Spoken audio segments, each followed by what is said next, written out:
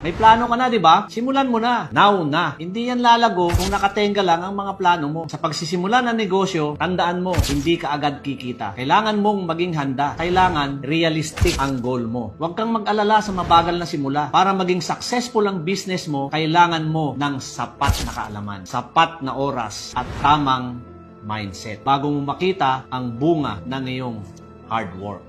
Unang araw, nag-try ka, hindi yan magiging okay. Pag-aralan mo kung bakit hindi naging okay. Subukan mo ulit kinabukasan, hindi pa rin naging okay. Pag-aralan mo ulit kung bakit hindi naging okay. Huwag kang mag-quit. Subukan mo ng buong 1 linggo, hindi pa rin naging okay. Pag-aralan mo kung bakit hindi pa rin naging okay. Huwag kang mag-quit. Pagpatuloy mo yan sa loob ng 1 buwan, alamin mo ang mga dahilan kung bakit hindi pa rin naging okay. Huwag kang mag-quit. Hanggang abutin ka ng 1 taon. Hindi pa rin naging okay, alamin mo kung bakit hindi pa rin naging okay. Huwag kang mag-quit. Ano-ano na ba ang mga ginawa mo? Pagod ka na ba? Yung tipong aayaw ka na? Nawawalan ka na ng pag-asa? Huwag kang mag-quit dahil tinitiyak ko sa'yo lahat ng pinagdaanan mo, dyan mo malalaman ang mga dapat at hindi mo dapat gawin. At unti-unti mo nang maaabot ang mga pangarap mo. Mga ma'am, sir, real talk lang sa pagpasok na negosyo. Pag nag-quit, talo. Kaya, huwag kang mag-quit.